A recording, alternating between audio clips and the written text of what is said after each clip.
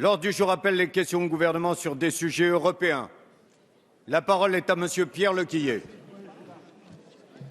Président, Monsieur le secrétaire d'État aux Affaires européennes, la France déficitaire est aujourd'hui sous surveillance. Votre gestion catastrophique a fait de notre pays un des mauvais élèves de l'Europe. Nos partenaires viennent de vous accorder, en renâclant, 2 ans supplémentaires pour ramener le déficit public à 3% du PIB. Le candidat Hollande avait promis aux Français ce résultat pour 2013. Mensonge, il reporte l'échéance de 4 ans. Ces délais successifs ne sont pas des victoires. Ils traduisent votre échec et affaiblissent gravement l'image de la France en Europe. Tout le monde vous invitait à réagir, à commencer par Didier Migaud et la Cour des comptes. Tous les pays européens ont fait des économies, des réformes structurelles, une modernisation du droit du travail, avec des résultats positifs pour l'emploi. La France esquive encore et le chômage continue d'augmenter. Il atteint aujourd'hui le record depuis 17 ans de 10,4%. L'Autriche et l'Allemagne sont à moins de 5%. Même l'Espagne et l'Irlande ont vu leur courbe du chômage s'inverser en 2014. Écoutez donc votre ancien ministre des Finances, Pierre Moscovici, aujourd'hui commissaire européen, lorsqu'il affirme « La France ne peut avoir un tel niveau de déficit, elle doit réformer le marché du travail ». Alors, pouvez-vous nous dire où vous allez trouver les 4 milliards d'économies auxquelles vous vous êtes engagé? Ou attendrez-vous à l'après-cantonal pour les mauvaises surprises? Nous espérons que ce ne sera pas l'impôt, la baisse des prestations sociales, ou si ce sont des économies budgétaires, lesquelles?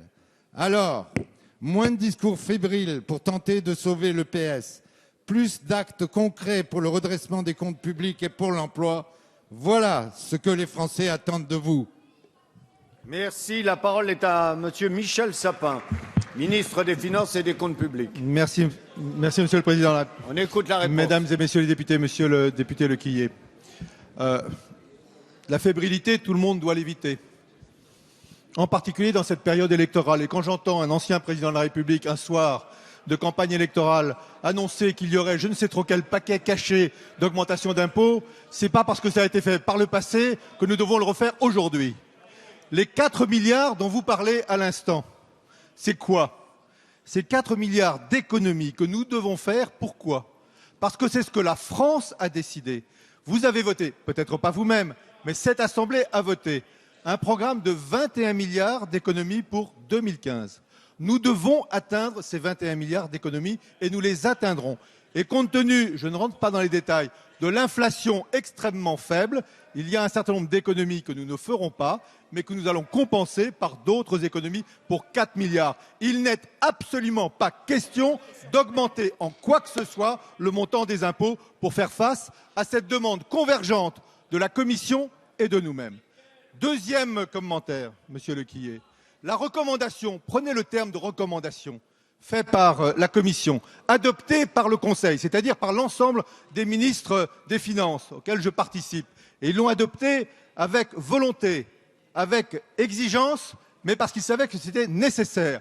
Elle nous demande quoi? D'atteindre un niveau inférieur à 3% en 2017. Ça, c'est la recommandation de la Commission. Qu'avez-vous voté ici, dans cette Assemblée, au mois de décembre, dans la loi pluriannuelle de financement?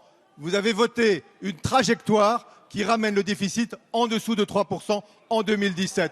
Monsieur Lequillier, ce que je voudrais souligner devant vous-même comme devant l'ensemble des Français, c'est qu'il n'y a pas d'un côté une Commission qui imposerait et une France qui se verrait imposer. Non, il y a la France qui décide et la Commission qui recommande et les deux vont dans le même sens.